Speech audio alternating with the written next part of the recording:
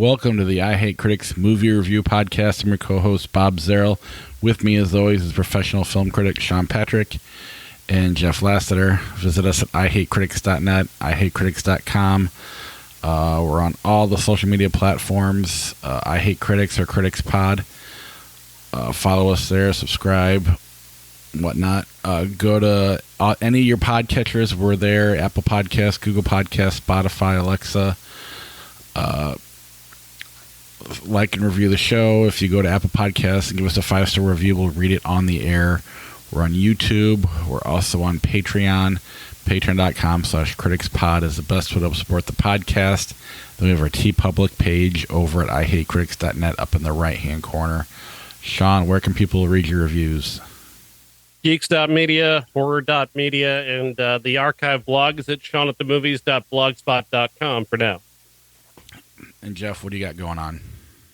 My links are at jefflasseter.com. I don't have any more shows or anything until sometime next year. I'm kind of sad about it because all I'm relying on is Etsy. Yeah, there's a link to my Etsy. Please go and buy shit from me. I just got new stickers in and working on a pre-order for a Silent Night, Deadly Night that if anybody wants to pre-order it, I just need a couple to be able to produce it. So excellent. Get on it, people. All right, and all our links are in our show notes as well. All right, before we get going to the podcast, there's, I guess, the Golden Globes nominations popped up. We're not going to talk about them as a whole, but Sean wanted to talk about a couple of things. I just want to make fun of the Golden Globes a little bit because they launched a new category this year for best money-making blockbuster. What? Yeah, they're giving out an award for what they call the best money-making blockbuster. And basically, this is just a category they invented so that they could give Taylor Swift an award and hope that she might show up to accept it. It's one of the most pathetic things I think I've ever seen in award show history. Because the Golden Globes is already kind of bullshit, but for them to just nakedly be bullshit is just kind of funny. It's like, we already know you're the Golden Globes, but this is low even for you. God, what are they, a pick-me high school girl? Right? Please, Taylor Swift, please accept this award, please. It's so pathetic, but they got that. Guardians of the Galaxy, I think, got nominated for it. Both Oppenheimer and Barbie, obviously, because they were so successful. And then a movie that actually didn't do that great at the box office, but everybody expected it to. Mission Impossible, the Dead Reckoning one. I mean, it did well, but people expected that to do far better than it did. I guess it's still a blockbuster, but I think they finalized this category before that movie actually.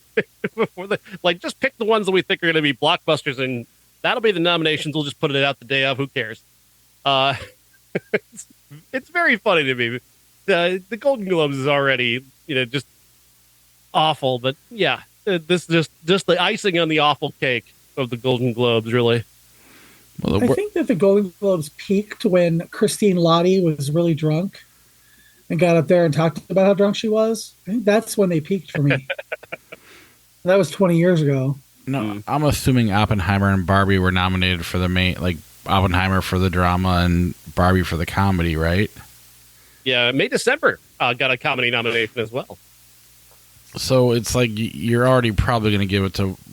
They're probably each going to win. I'd imagine Barbie wins comedy and Oppenheimer wins the other one. Maybe not. But if that's the case, then one of them should win this blockbuster award, not Taylor Swift. I mean, you would think, but they nominated... They didn't pick the top 6 highest grossing movies of the year. They just picked 6 movies that they considered to be blockbusters. God, that's dumb. It's called the Box Office Award, but Rogue or Dead Reckoning was not among the top 6 highest grossing movies of the year, I don't think. It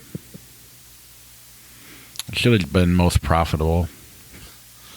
Anyway, that's stupid, and we can move on.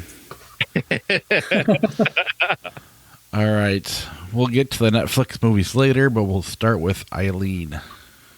Eileen stars Anne Hathaway and Thomasin McKenzie in the story of a young woman who works at a prison in the Massachusetts area. She's got an abusive father, played by Shea Wiggum, and her life generally isn't going anywhere. Then this new prison psychiatrist shows up, played by Anne Hathaway, and she starts to see the world a little bit differently. Anne Hathaway kind of lights up the world a little bit, and they kind of have this flirtation going on. That this is the kind of the first time the outside world has come to this young girl's life. She's very sheltered. We see her early on in the movie watching a couple make out in a car. She's in a different car, just watching them make out, and she gets so excited she like shoves snow down her pants to try and cool herself off. That's an actual scene in this movie. Then of course she just gets completely turned on her head by the attention of Anne Hathaway's character, but Anne Hathaway's character is kind of manipulating her along the way because she needs somebody to help her with this case that she's working involving this kid who's a prisoner at the prison, and she thinks that he's been wrongfully accused because he murdered his abusive father, and she wants the mother to admit that she allowed this abuse to happen, and thus maybe give this guy a chance to get out of prison. This turns into like a true crime movie in the third act, and it really only uses the LGBTQ stuff to kind of, I guess, as a marketing campaign. Like, hey, watch Thomas and McKenzie maybe make out with Anne Hathaway a little bit. Also, hey, there's a true crime twist. It's really kind of gross, and I really didn't care for it. I found it kind of ugly from a stylistic perspective. And the movie is based off a book that is, I guess, far more transgressive and a lot more gross than this, which is interesting. Far more interesting than what they did with this. It just, like I said, it just has this little third act true crime twist that just doesn't work for me. And overall, just this whole movie just doesn't work for me, even as great as Anne Hathaway is. Yeah, I didn't get to the theater to see it. Jeff, were you planning on seeing it? I know you weren't able to, but I was not able to, but I want to, for whatever that's worth. On our podcast about movies. I actually want to go see it at the Last Picture House. Oh, are they showing it there? They were, but it looked like it was only one night. Yeah, I don't think they are anymore, yeah. we'll have to schedule a time to do something there. Yeah. Maybe don't go see the Iron Claw, but I mean, other than that, yeah. I should have mentioned this when we were talking about links earlier. I dropped my 5,000 word Iron Claw takedown today, so that's out there. Anybody wants to check that out? The embargo lifted. So you're the one. Like the Baseball Hall of Fame where you don't vote for Ken Griffey Jr. or Derek Jeter or whatever. Is that kind of what this is? This is just most film critics are also wrestling fans. No, I'm excited to either be able to distance myself from being a wrestling fan or hopefully I can come up with something different when we do eventually talk about it when it comes out. Mm-hmm. Let's see. The Boy and the Heron. The Boy and the Heron is Hayao Miyazaki returns to theaters after 10 years away. He, in 2013, after he did The Wind Rises, which is another incredible masterpiece, he said he was stepping away, but then he got this idea for this movie into his head and just couldn't let it go. So he spent the last 5 years or so putting this project together, and it's out now. And it's this wonderful story of this boy coping with the loss of his mother in World War II.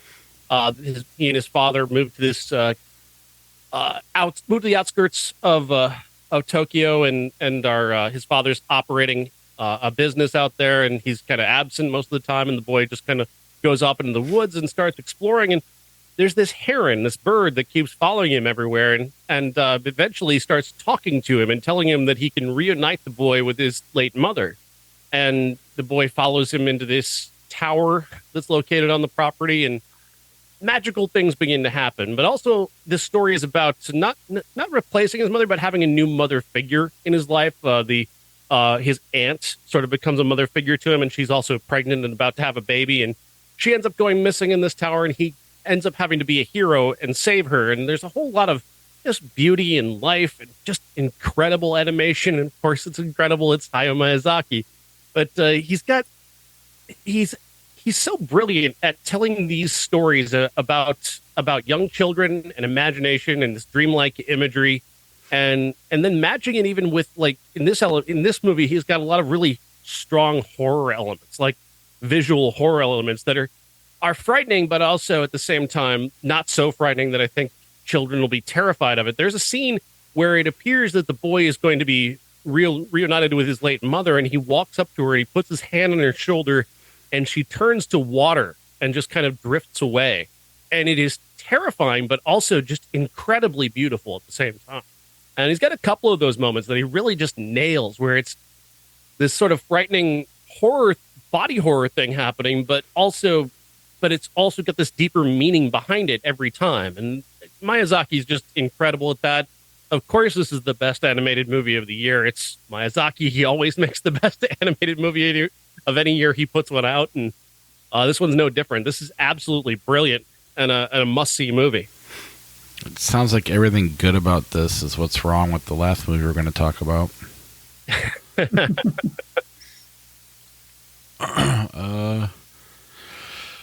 Let's see. Anything else on this before we move on? I wish everyone would give this a chance, like I said. And if you've never watched Miyazaki, I mean, everything that he's done is pretty brilliant. But like I've written about this and The Wind Rises and Howl's Moving Castle. They're all brilliant. And you can't go wrong with any one of them. Does he generally beat the Pixar movies when it comes to award time, or does he get shafted? He tends to. I mean, he's always nominated. I don't recall what his track record is. I believe more mainstream stuff tends to win. In fact, Pixar used to make really great movies that were, undeniable, just as undeniable as Miyazaki, honestly. But it's been a while now. May, December, directed by Todd Haynes and starring Julianne Moore and Natalie Portman. Tells the story essentially kind of loosely based on the famed Mary Kay Letourneau case, in which a teacher started having sex with one of her students, a 13-year-old boy. This picks up that story some 30 years down the road, and a movie is about to be made about this story, about this woman who had an affair with a young boy she was working with at a pet store, and she ended up going to jail, but they ended up also going on to get married and spend most of the rest of their lives together. And Natalie Portman is playing an actress who's going to play Julianne Moore's character in the movie, and she's gone to their home in Georgia to spend time with them and to learn about them and try and tell their story in a way that is perhaps, I don't know, sympathetic or at least honest about the way this story goes. And it's classically Todd Haynes, where he's kind of deconstructing the whole idea of how our culture, how our voyeuristic culture kind of unfolds in these stories, the way we dehumanize people and refuse to stare down the actual human beings that are at the heart of stories like this. We do tend to dehumanize these people and to take away any kind of recognizable aspect from them, whether it's the young child victim or the woman who committed the crime. Charles Melton especially does an amazing job of kind of reminding us that this boy was a boy for a very long time and was sheltered and kind of, honestly groomed into being a father of 3 who's really not prepared to be any kind of father at all. He just kind of, and this woman who seems to have taken up a life just to prove everybody else wrong. That's kind of, from my perspective anyway, Julianne Moore kind of plays her character as if she stayed in this and stayed with this as long as she has, simply to prove that this was real and not something that was just the spur of the moment, crime or mistake that she made, or that she was some sort of groomer or abuser. She wanted to prove everybody wrong, and so she gets into this marriage and just sticks and sticks and sticks and forces him to stick. And as this kind of unfolds and we get to learn more about these characters, Haynes just deconstructs this so beautifully. This is an incredible film. It's darkly funny at times, at times searingly darkly funny. And Natalie Portman just kills this. She is so incredible. There's a scene with her just talking direct to the camera from the script for the movie, and it is amazing to watch her transform into that character. It's really, this movie is exciting. This is some of the best work of Todd Haynes' career, and that's saying a lot because he's made a lot of really great movies, but this one's right up near the top of the stuff that he's done. Yeah, no, I thought this was really good. Jeff, what did you think? Oh, I loved it. I mean,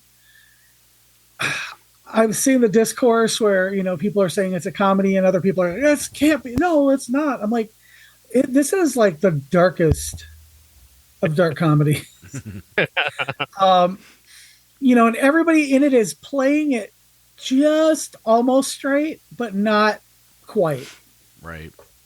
It's like just off a little bit, and you're like, hey, wait a minute. I don't think that's. I'm not supposed to people laugh at this. think it is. Right. Yeah. Yeah, no, I mean, I agree completely. Go ahead. Well, I think I love the way, I mean, not since like Tropic Thunder, I'm sure there's been other movies, but has someone kind of nailed the up their own ass of some actors the way Natalie Portman did. That it was, I mean, every performance was great, because you're right, it's like just slightly heightened enough to make it live in its own little universe. I mean, you're dealing with statutory rape, and I mean, there's a lot of stuff that you're dealing with here, but the way he makes the human element come through it's the way we should look at things more often. There's mental illness involved. There's a lot of different things. But at the end of the day, the movie itself, it's watchable. Probably not for your non-movie goer. I mean, I could see a lot of your everyday people that like the next movie probably won't get this one. But I do think it's a fantastic movie. It's on Netflix now. And I want to go ahead, Jeff. I want to shout out Charles Melton, because he's the heart of it. Oh, that's that bedroom scene. Wow. Yeah. Where he's sitting there and she wakes up and sees him, and he finally gets into it with her. Mm-hmm. He goes to some places that it takes a lot of guts to do what he does there, to be as vulnerable and emotional as he is. We tend to cast, as a society, we tend to castigate men who are too in touch with their feelings, or we get embarrassed when a man gets into his emotions so much. So to see him go as deeply and as deeply vulnerable as he does in that moment, especially in a movie like this that does have a sort of heightened dramatism to it, it's really incredible to watch him, drag this movie back to a point where it's like, look at me as a fucking human being, please. Yeah. I do wish... go ahead. The way that it's a very dark comedy, but he is the only one, I think, that gets that moment that's not comic at all, that it really says, and it's more the audience, who watched the Mary Kay Letourneau thing and just like ate everything up until even, after she died. And, it's pointedly telling those people, you're talking about this woman, like, or me, like, oh, wow, you got this older woman. And remember, I was 12 years old and I was legally raped. And he's the only one who gets to have that real moment. Mm-hmm. You know what I mean? Well, and she blames him too. I mean, it's just. Well, of course she does. Who was in charge? Who was in charge? Fantastic scene. Phenomenal. And I really think that it's almost like Julianne Moore was the, went and spent time with her the way Natalie Portman does in the movie. I know she didn't, but right. that kind of getting to the heart of who that woman was, and that's the moment where she blames everybody but herself, and she's the aggressor. no matter what. Mm. So, yeah, I was reflecting back on this as I was watching it about how Jay Leno used to make jokes about this every night, and it just occurred to me, like, we all just normalized that back, in the early 90s. We just sort of normalized the idea that this woman raped a 13-year-old boy, and we're making fun of it. We're making jokes about it on late night TV, hide the kid, hide your sons. Oh, there's this crazy woman around. This, like, Jesus Christ, what the fuck? We still make that joke well, today. we also, yeah. Right? We also look at when like a 12-year-old girl is raped by a teacher. Yeah. Like, oh my God, he's the worst person in the world. But when this 13-year-old boy was raped by this woman, oh yeah, good for you, dude. Like, he gets a slap on the back and isn't treated with the deference that he should be. And that's what Charles Melton does in this movie. He brings that, that vulnerability that he has never gotten to show to that moment. I like that moment, and the moment where he's smoking weed with his son is another tremendous scene, because here he is again, getting to be the kid he never was, and again he's bringing it back to this very real place. And the sex scene with Natalie Portman as well is, like, deeply uncomfortable. And again, he risks, not for me. I'm just kidding. He risks so much of being because he's inviting you to potentially laugh at him or make fun of him. He's going to a place where if you're not comfortable, if you're not able to be empathetic, you're going to potentially make fun of him. And he's going to that place intentionally and forcing you to confront this. Like, try and laugh at this. Really do try and laugh at this. This isn't funny. And it's not. He's not the subject of the joke. Todd Haynes does an amazing job, and with Charles Melton, of not letting him be the joke, about making you confront the things that this guy's been through in a way that is highly confrontational and very emotional and very real. At the same time, deconstructing this situation and forcing you to. All the laughs are just deeply uncomfortable, but they're deeply uncomfortable in a way that makes sense. That you should feel uncomfortable about this. That we all should be ashamed of ourselves over this. Well, we're all complicit because we let the story go on and on and on and on, and we're still going on even after she's dead and he's with another woman. And realistically, when you look back on the kinds of things that and I'm going back to the Jay Leno thing, but he should have been canceled. We should have had him thrown off of television for the garbage that he was doing, that he was basically normalizing as a culture, like the O.J. Simpson jokes. Like, here's Norm Macdonald doing actual jokes, that make sense about, this is awful. What the fuck are we doing? And then you got Leno with the dancing Edos on a nightly basis, and we're all just letting that go. I mean, he was making jokes about stories like this all the time and normalizing just the worst kind of behavior as if we're supposed to just kind of treat it like entertainment. Quick aside, I share my birthday with Anne Margaret, Saddam Hussein, and Jay Leno. And do you know the one that I'm ashamed to say I share my birthday with? It's not Saddam Hussein, but Jay Leno. Yeah.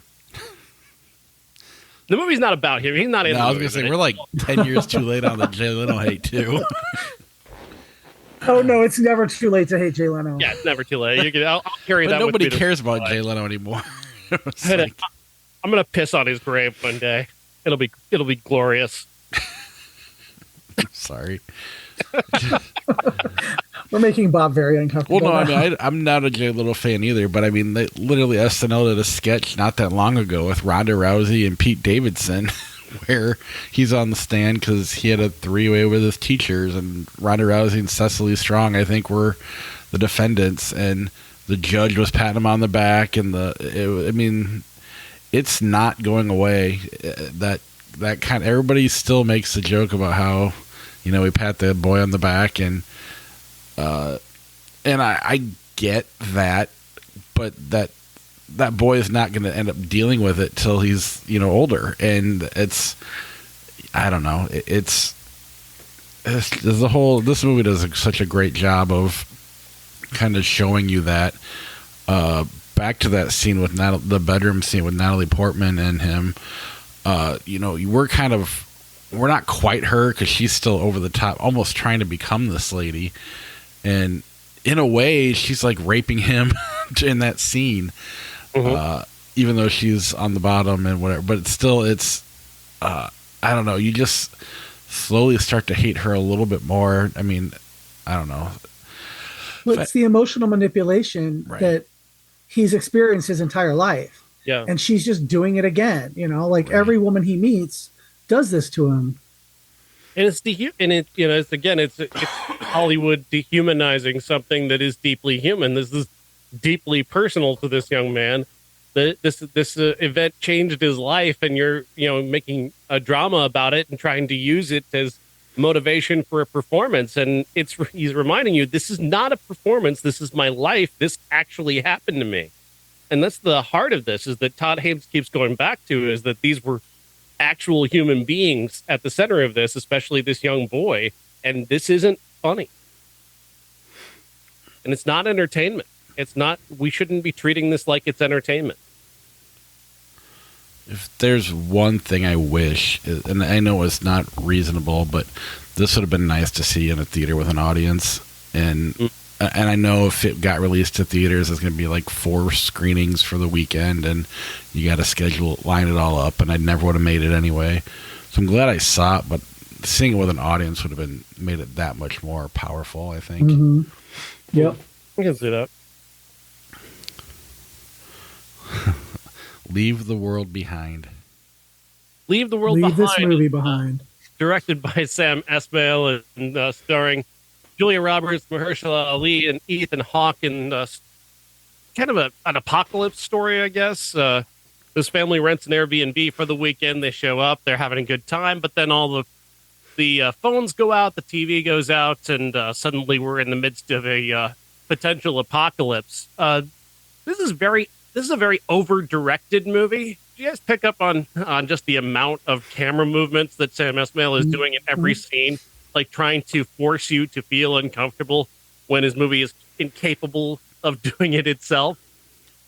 He's constantly doing that. On top of that, with the score is just pushy and manipulative, trying to make you feel uncomfortable, trying to push you to a place where you're feeling anxiety, and it's just basically, you notice the camera work and you notice the score because the movie itself is not accomplishing what it's trying to accomplish. Right. I mean, every time somebody... Oh, go ahead. I'm sorry. No, you go ahead. Every time somebody realizes something in the movie and the camera goes upside down in a circle is so distracting. Right? And I'm just like, why are you doing this? Does it constantly, and the whole point is just to be showy and to try and cover up the fact that he doesn't have the goods. He doesn't have a compelling, disaster going on. He embarrassed his actors. When you're an actor, you have to trust your director to not make you look like a fool. And there's nothing but good actors in this movie, and they don't look like they could look worse, but the characters are so poorly developed that he definitely does a disservice to everybody in this movie, and at times does make him look kind of foolish. You said it's over directed. It's over everything. It's over, the symbolism is so spoon fed to you. It's like, I don't know. It's like Ari Aster or someone trying to, like Ari Aster directing Armageddon. I don't know. I'd rather watch that, to be perfectly honest. And that's not the way I want to say with this cast. Yeah. Right. But that's not what I'm trying to say, because that would be good. You're right. It's more like Michael Bay trying to direct Ari Aster movies, probably more like what it is. It's just, my wife watched it first and she loved it. Then she got on TikTok and fell down this, wind tunnel of everybody convincing her that it's still great. She didn't go down the conservative one. She went down the liberal one where they're saying how great it is. Yeah. To the point where it was like the liberal sound of freedom. Oh God. Oh God. Yeah. Yeah. I kind of picked up on that vibe. Yeah. Yeah, and so I'm watching it with her, and she's just, and I'm kind of like, I'm frustrated that she loves us so much, but I'm trying to be polite, and she keeps asking me, "Do you get it?" I'm like, "No, of course I get it." They're like literally taking it and spoon feeding me everything. I don't. There's nothing. And some of the shit they just get wrong. The whole racism part is so bad in this. Oh God, it's Yeah. so awful. I was picking up that whole. I mean, basically, Julia Roberts is playing Sandra Bullock in Drive or Crash. I mean, she's playing Sandra Bullock in Crash the entire time. It's But just so worse. I mean, But it worse. really is, because it's in the scenario that she's in. If a white person came through, she'd act the same way, and I'd believe it. It really is a very thin, like what they're trying to go for. The whole thing is just so poorly put together. And I'm not lying. I swear to God, this is true. About halfway through, the little girl's bitching about not seeing Friends, and I look at my wife and I go, she's going to watch Friends while something bad's happening at the end, right? She's like, well, you only know that because you watch movies. I'm like, no, maybe. I don't know. People watch movies. There's no way. I don't know. And Oh, come on, Bob. That was a big symbolic moment. You know, the whole world is ending, but we're still narcotized by our entertainment. it's like you almost knock yourself out rolling your eyes. You. Such heavy-handed bullshit. That ending is such heavy-handed bullshit.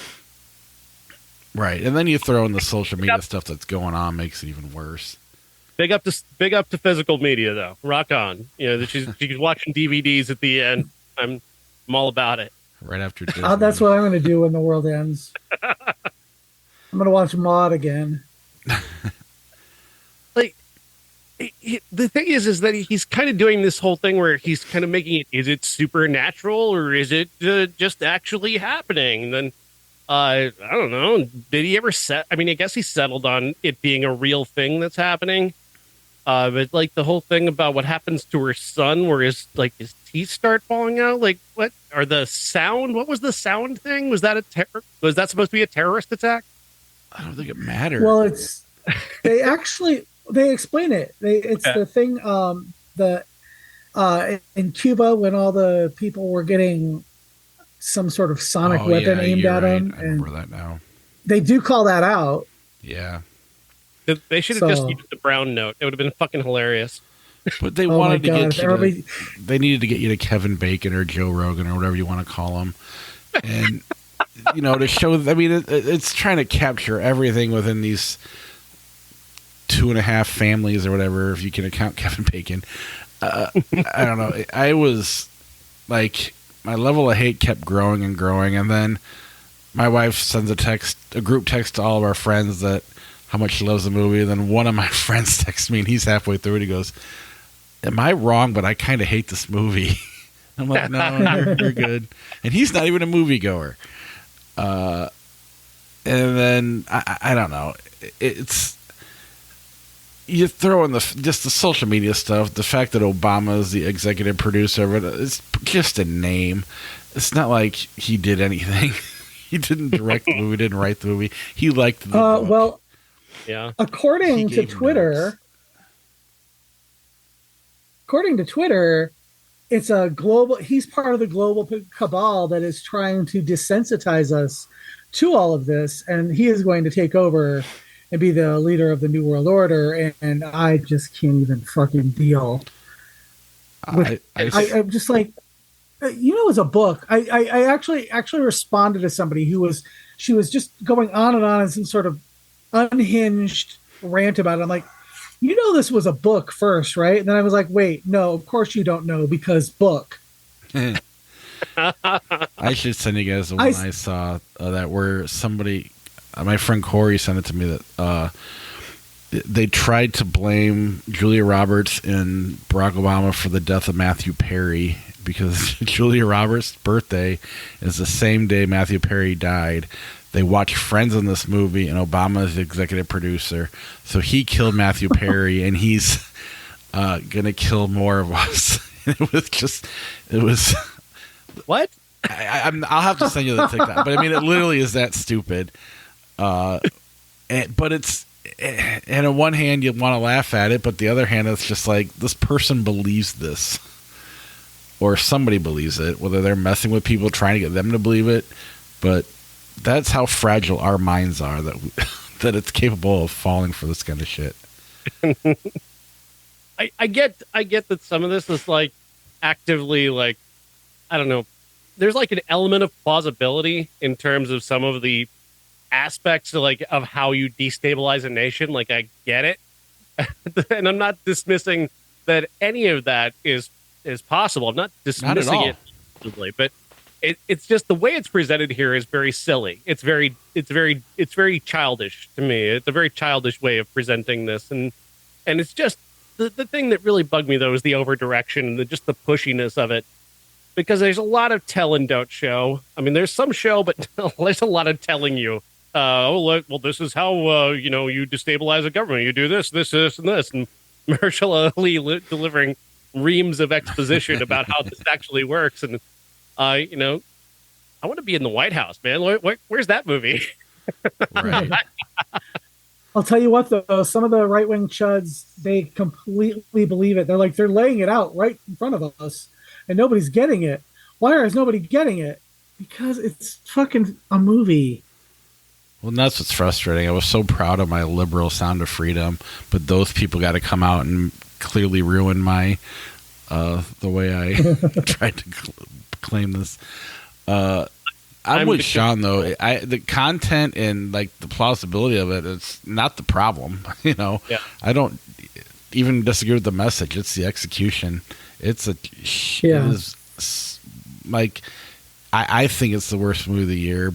Probably Sound of Freedom, but I haven't seen it. Only because it should be better. It's easy to sit and shit on something like Adam Sandler movies, but this should be better with this cast, with Obama behind it. There's no reason that this has to be as shitty as it is, and it's a awful. Smug movie too. Did you notice how smug this movie is? Because these are really, this is a self-satisfied director who thinks he's telling the truth now. He's getting to the heart of what really could happen, and he's gonna, he's the truth teller here, using these people to tell the truth for us all. And all he's really doing is just desperately over directing this movie with those terrible camera angles and that.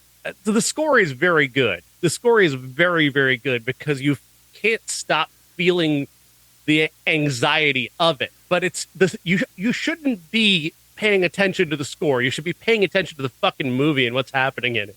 And the score is so blatant and so obvious in what they're doing with it. It's not as good as a score, as effective as it is. It's not a good score for this movie because it's calling so much attention to itself. Well, there's I don't know if you noticed it or not, and it's stupid if you did, stupid if you don't. But there is a painting behind the bed in the bedroom, and in it the wave goes up higher and higher throughout the movie to show you how much more anxious you should be and how more intense. And it's stupid because it's not anything. The movie thinks it's something, but all it is literally like, see, it's getting more crazy. It's getting more crazy. And it's the stupidest bit of symbolism that I've ever seen.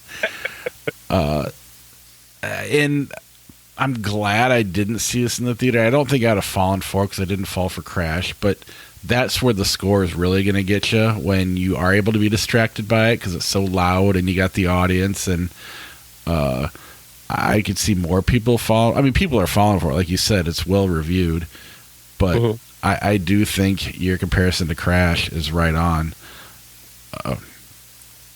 Yeah, it's just a movie that is very high in its own supply. It's a movie that really thinks it's on to something, and that it's really telling you a truth that you don't already know. And that sort of smugness in the presentation is really hard to take. But I got to go back to that ending again. That ending is such shit. We're constantly told that our devices are. It's just that. It's that old man yells at cloud shit where everybody's on their phones all the time and they have to have their entertainment media all the time and they can't live in the moment. And Oh, for fuck's sake. Get over it. What's even worse is they're trying to do it by generation. And Yeah. it's so... Look, I'm proud to be part of Generation X. However, Ron DeSantis is part of Generation X. It's not like we're all the same. It's so stupid to truly try to tell the story based on what generation you're from. And it tries to do that here with Gen Z and Gen Alpha. And I thought that was really weak. Especially, like you said, the old man yelling at clouds part. It's just such a weak shot at Gen Alpha, who are just kids right now. So we can't even truly... And I almost feel like they're going after Gen Z and mistakenly did it with Gen Alpha. But anyway, that's beside the point. It just sucks. And I know we probably sound smug shitting on it, but, that's what our podcast is for. We're not pretending that we're not being smug. I want to say, though, like, it has a cast I would kill to see in a good movie. 100%. Altogether.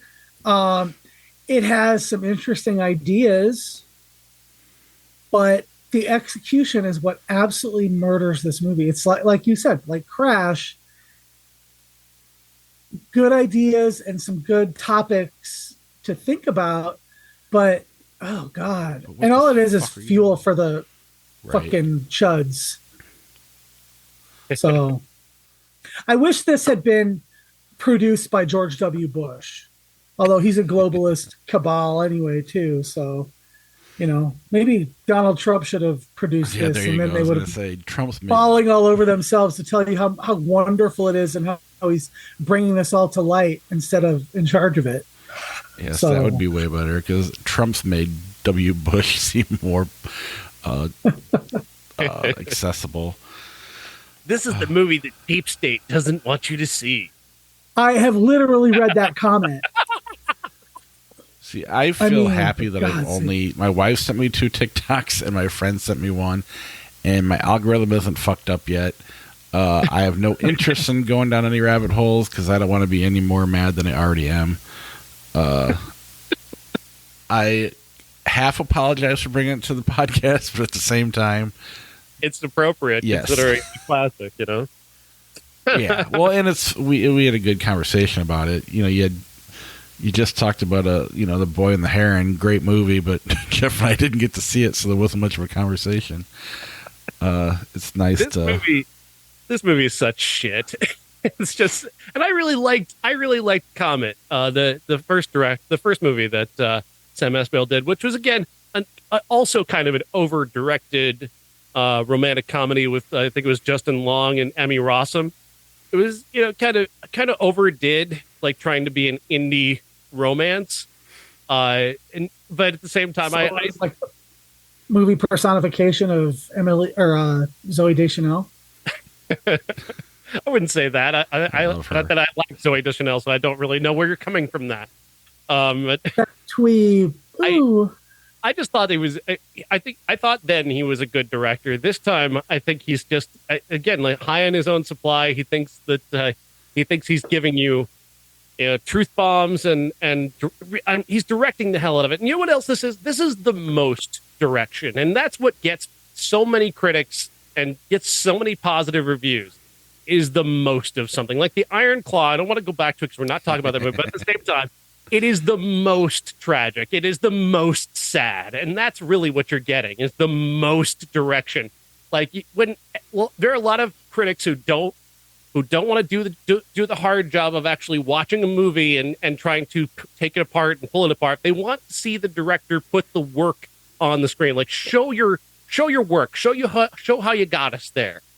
Do the most so that I can say, aha, see, I can see you directing the movie. And I can see Sam Esmail directing this movie. I can see him almost like standing next to the camera, pulling it along to, get those overhead shots or float it through a room to capture somebody's reaction to something.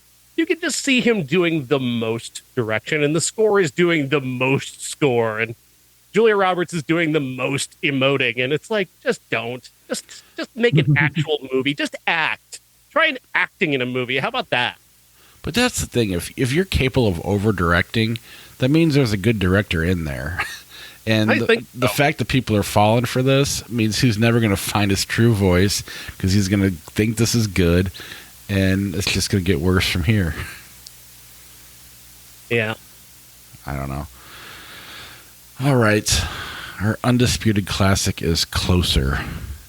Closer. Talk about a complete 180 from that fucking movie. This movie is 100% perfectly directed. Like, Mike Nichols tells this story so perfectly. The story just is just 2 or 4 people, multiple different sort of couplings, and basically comes down to just 2 men who cannot get past their own dick. Just it's all about their dick. They just keep tripping over their own dick throughout these entire movies. Natalie Portman is just this lovely kind of lost girl who was wandering through England. She just kind of went there on a whim, and she's been there for a little bit, and she meets Daniel, played by Jude Law, who feels like kind of a failure as a journalist because he's ended up in the obituaries department.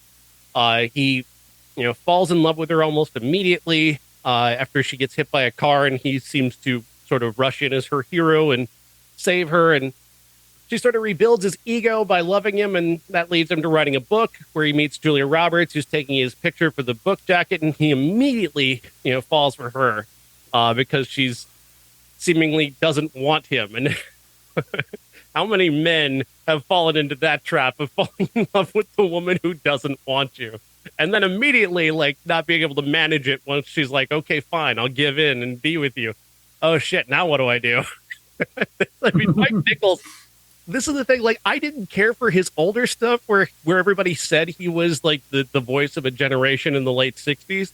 But this feels like he saw ahead in time. Even from 2005, when this movie came out, or 2004 when this came out, this feels like it was made for today, for this moment, for men to look at this and like, for just to be shamed by it, because he should be. You should look at this and just go, man, we are really that stupid, aren't we? A lot of us are really that dumb. Yeah. I love this movie. I think it's just so insightful and smart. The conversations that they have in these movies, the willingness of both Clive Owen and Jude Law to look as bad as they do, like the willingness that they have to be as foolish as they look, is really impressive. But didn't Jude Law still go out and screw stuff up in real life? Oh, yeah, definitely. So he didn't even learn from the movie. Didn't he, like, screw the nanny or something? Right. Yeah. Yep. I mean, you can lead a horse to water. I know. Which one of us are you calling out? I was going with Jeff first, right, but if you want to go ahead. Oh, I didn't get to rewatch it. I just remember the first time I watched this movie when it came out, I was with an ex, and it generated a lot of conversation for like a week about, oh, would you ever do this with this person, and what would drive you to, be obsessed with somebody for years. And I was like, well, I was obsessed with you for a couple of years before we got together. But, it's about that, like, not being able to let go for me. All the characters, none of them can really let go of something, whether it be each other or, their feelings about a particular incident in their past or whatever. So yeah, their conception of who they are is what they can't let go of. The idea of who they think they are. And that's such another great point about this movie is how insightful it is about how people construct a version of themselves, and then how other people force them to have to confront that version of themselves and their inability to maintain what they want to be as a person because of other people. That's exciting. Bob, what did you think? I mean, I watched it when it came out, and it is definitely neat to kind of see the 25-year-old version of me that watched this, and then the 44-year-old version. You're a different person, but I mean, I don't have a whole lot more to add. It's just it's an easy to watch movie. It's all the characters are well written, and I watched it after I watched the whatever we Leave the World Behind, so it was just such a palate cleanser to probably made me love it even more than I should. I don't know. Maybe it is really that good. But I mean, the action, the acting, the direction, the storytelling, everything about it is just so perfect that I'm surprised I don't go back to it more. And I don't know that I will after seeing it again. I'd like to say I will, but maybe I don't need to. Maybe that's what it is. But it is such a good, perfect movie that people should go see it if they haven't. I had one of those moments watching this that was like, it was like watching Amadeus, just realization that this is one of the best movies of the 2000s. Like, this is one of the most underrated movies of this young century, because Mike Nichols is so in control. This is such a mature director who he just knows how to get exactly what he wants out of every scene, and he makes every scene matter in a different way, and he uses dialogue to reveal his characters in the most interesting way possible, while he's keeping you both entertained, but also like slowly but surely peeling away layer after layer of these characters, and it is so exciting to watch such a master at work. And again, I think his older stuff, I just don't care about, especially I'm trying to think of a good example, but his older stuff from the 60s, it feels like a boomer. It feels like a lot of boomer nonsense. But here he is working in a movie that feels like it exists out of time. Like, this could have been made yesterday. That's how good Closer is. It could have come out yesterday and still be as good. Another thing for me too, I feel like, now don't get me wrong, I love Aaron Brockovich.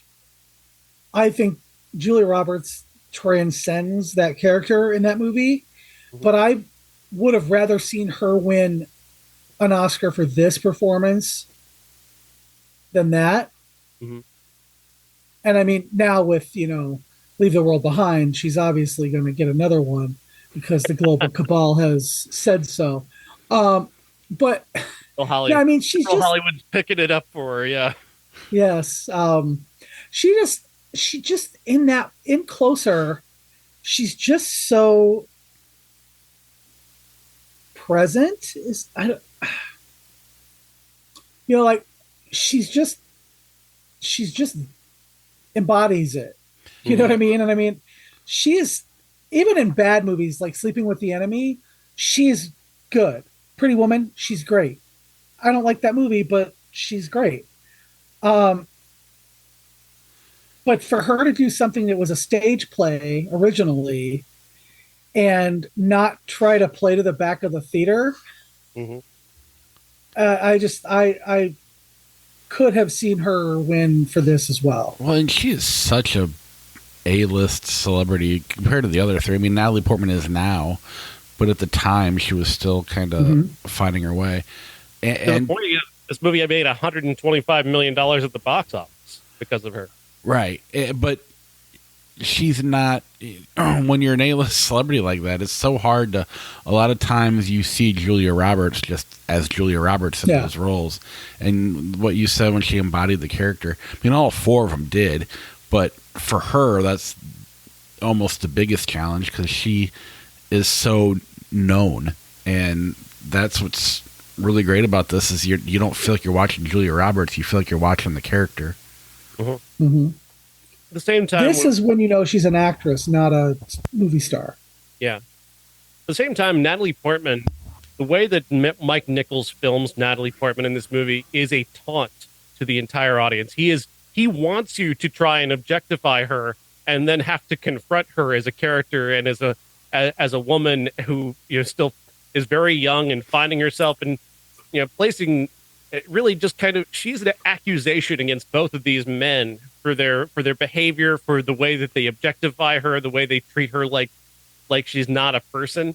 And that's the camera gaze on her is really placing you, whether you want to be or not, in the same place as Jude Law and Clive Owen are.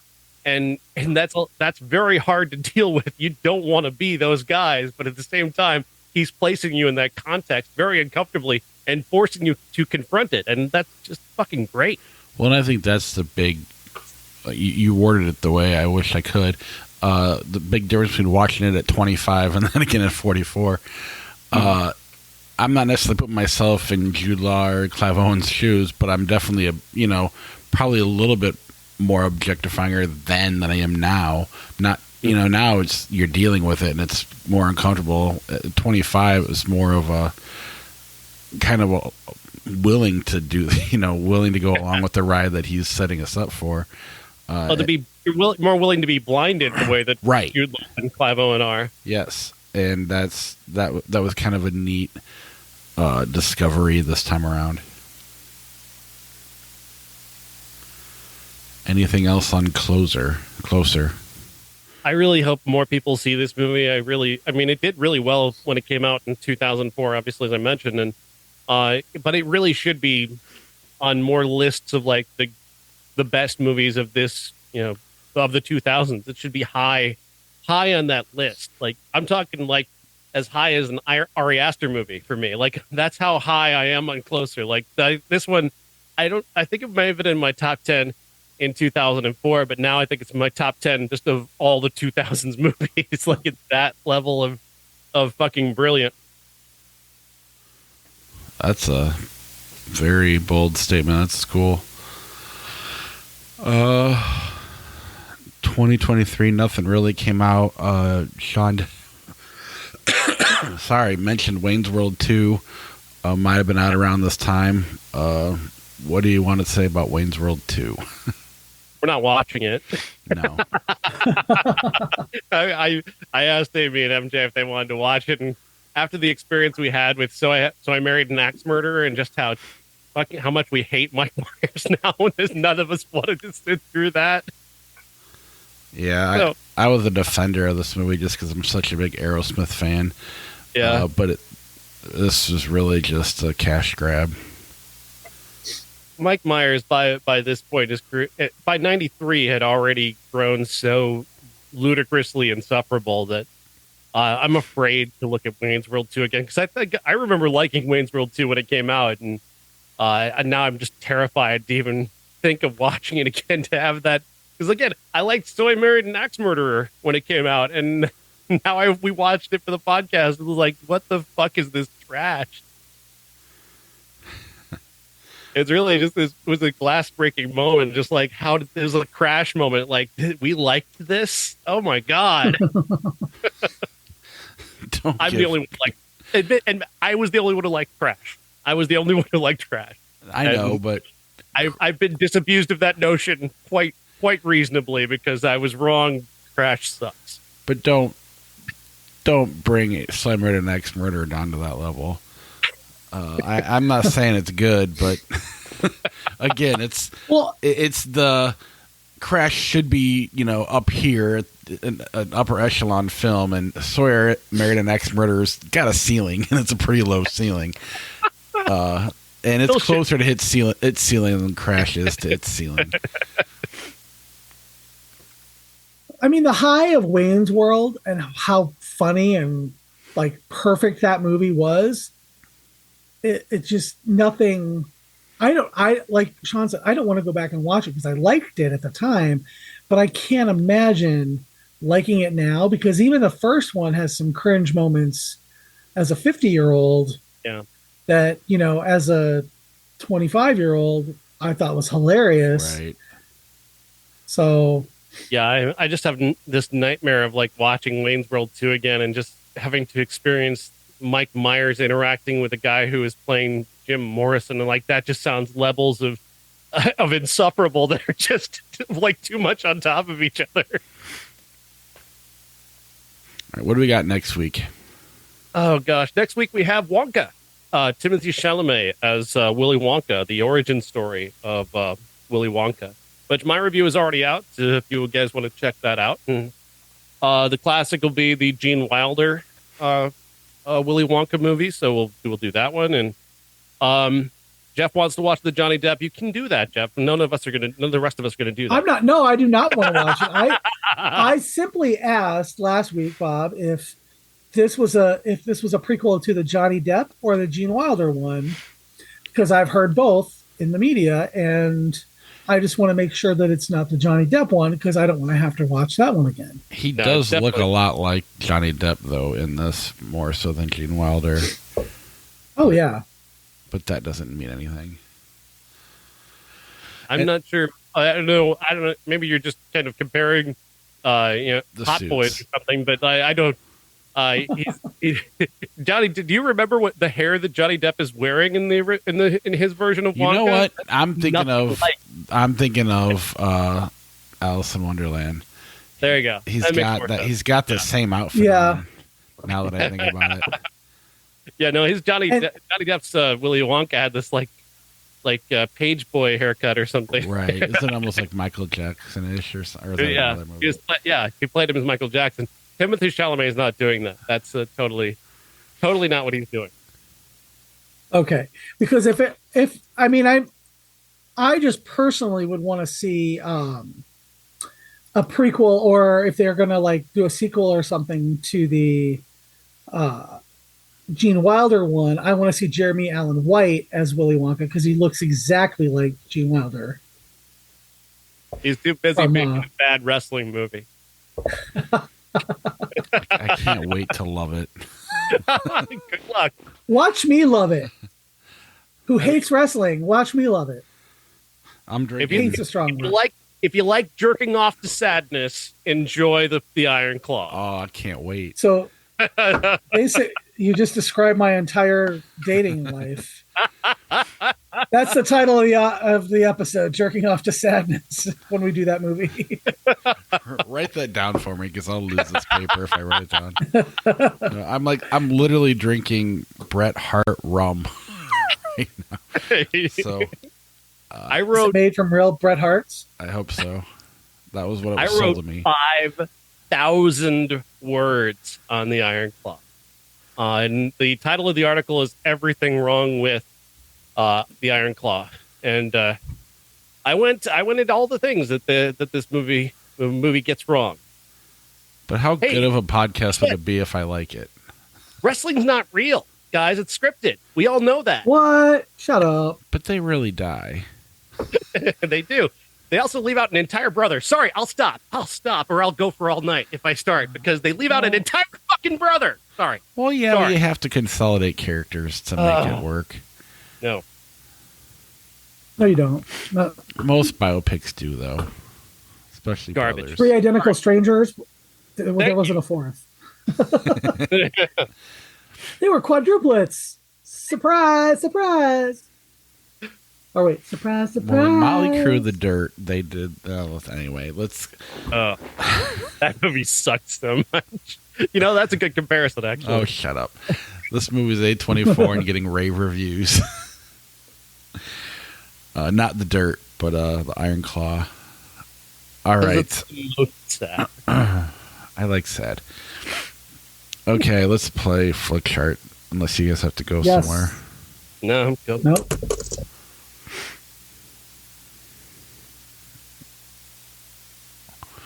Remember him? You better sit down. Do we want to run This is why I closer mute through it? people's stories. Yeah. Yeah. Watch it be like the last time we did it. I don't know that we've ever done closer. Oh, it's actually pretty high. 226, yeah. Closer, Scream 4. Closer. Closer's a better movie, but I watched Scream 4 again first. I'll go with Closer. Closer, 21. Closer. Easy. Closer, Secret of the Ooze. Why is it running through all the same movies as we did last time? It's going to do that every time. This is the Flick Chart algorithm. This is what it does. Closer, Ratatouille. Closer. Closer, Fight Club. Closer. Yeah, Closer. That's tough. I'll have to make a decision. Closer, While You Were Sleeping. Closer. We may need to knock While You Were Sleeping down a little bit. Yeah. Closer, Dracula. Closer. Dracula. I'll go Closer. Closer, Good Will Hunting. Closer. Closer. I'll go Good Will Hunting. Closer, The Exorcist. Closer. The Exorcist. The Exorcist. Oh. It's wrong. It's really not. Closer, Hereditary. Hereditary. Closer, Batman 89. Closer. Batman 89. Yeah, Closer is the better movie, but I would watch Batman. We moved it up to number 9, which is a little... Solid. We got to the top 10 like Sean wanted. That's all that matters. Let's play other Knocked movies. High Fidelity out. Yeah, it works for me. I like High Fidelity, but not as much as everybody else does. Lethal Weapon 2, Blood Simple. Blood Simple. Blood Simple. Yeah. The Hand That Rocks the Cradle, Pirates of the Caribbean, Dead Men Tell No Tales. The Hand That Rocks the Cradle. Yeah, I guess it's cheesier and shorter. But Paul McCartney's And it has Julianne Moore in it. Computers are listening to us. We talked about Julianne Moore earlier.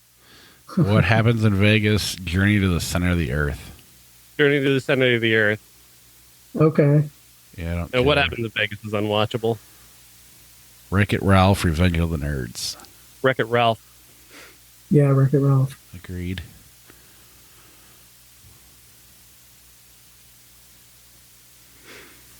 Gas, Food, Lodging, The Fifth Element. I've actually never seen Gas, Food, Lodging in it. I wanted to. Oh, really? But I've never seen it. It's good. I just would watch The Fifth. Yeah, I've seen them both, and I would watch The Fifth Element over and over. So, all right, then that automatically. That's a good movie. Wins. While You Were Sleeping, Take Me Home Tonight. Take Me Home Tonight is actually not that bad. No, it's pretty good. And that poster of Anna Faris always makes me think of Anne Margaret. So is that what we're going with? Yeah. Trying to knock While You Were Sleeping down a little bit. Movie that's not even that. It's just this everyday rom-com. Star Wars: The Last Jedi, The Room. That's tough. The Last Jedi. Shut up, Sean. Star Wars fans would take The Room, though, wouldn't they? I'm going Not Last real Jedi. ones. I don't know. Everybody tells me that The Last Jedi is a Star Wars movie for non-Star Wars fans. That's what I've been told. And that's why it's my favorite Star Wars movie.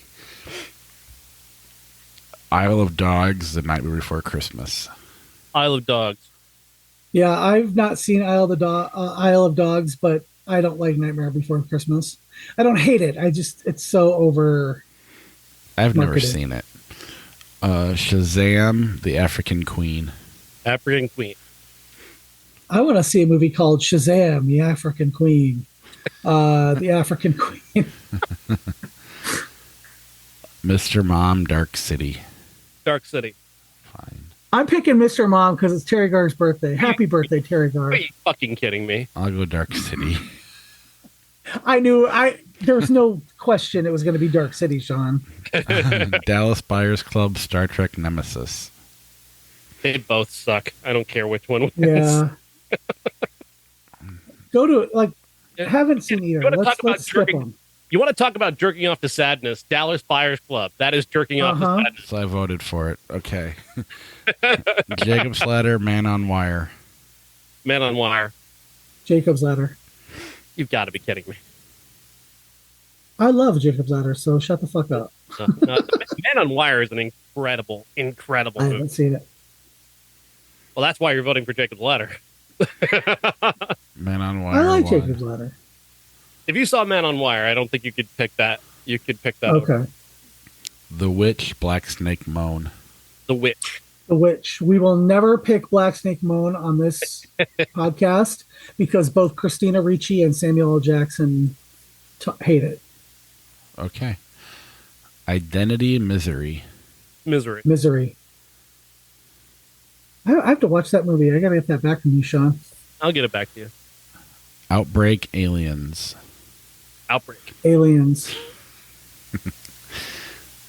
You like Outbreak for the wrong reasons, though. I don't The really only like. good Dustin Hoffman movie. I don't like any of them, but I'll go Aliens. It's technically better.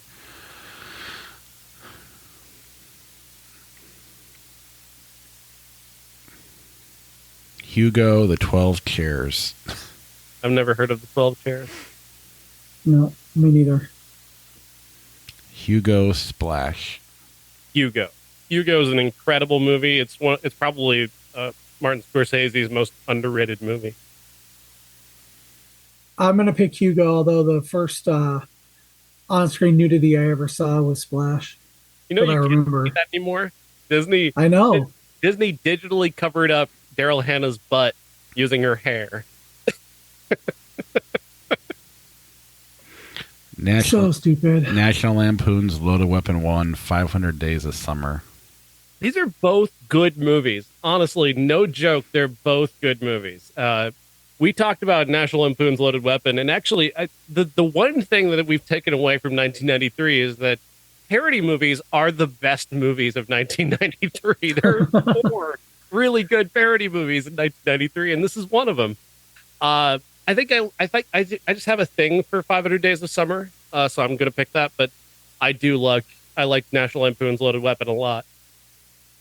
I'm picking Loaded Weapon. I'm voting against Zooey Deschanel.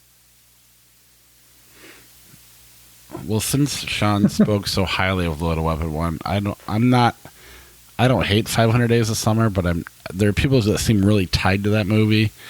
It just exists in my world, but I really like Loaded Weapon 1, and I don't feel bad for picking it now because Sean talked it up. You shouldn't feel bad about it. It's a very funny movie. Hotel Transylvania, The Saint. They both suck, but The Saint sucks less. Mm-hmm. Okay. Yeah, pick the Saint. I don't care. Blood Simple, Terminator Salvation. Blood Simple. Blood Simple. Although if you released Christian Bale's Tirade in theaters, I'd probably watch that a lot. No Country for Old Men, Howard the Duck. No Country for Old Men. What? Come on. I'm just kidding. No Country for Old Men. That's back to 2000 movies. No Country for Old Men or Closer. What do you like better? Honestly, it's recency bias, but I'm on a Closer kick, so that's probably where I'd go right now. But I need to watch No Country for Old Men again to kind of get back into the headspace of that movie, and it would be close probably. Point Break, 91, Toy Story 4. Toy Story 4. Yeah. Hercules, Samson, and Ulysses. Never heard of it. Good. I don't have to say it again. Justice, it's not a movie. Saturday Night Fever, White Men Can't Jump.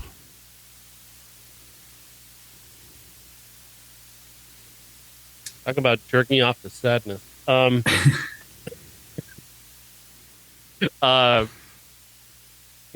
don't know which way to go, honestly. I kind of like White Men Can't Jump, but I don't think it holds up very well. Saturday Night Fever is very sad. So I'm not sure where to go with it. Because I laugh during White Men Can't Jump. I mean, it does kind of make me smile occasionally. I'm going to go for White Men Can't Jump simply because of Rosie Perez. What are you doing? You gave me my $2,000? That whole, just the way she is in that movie.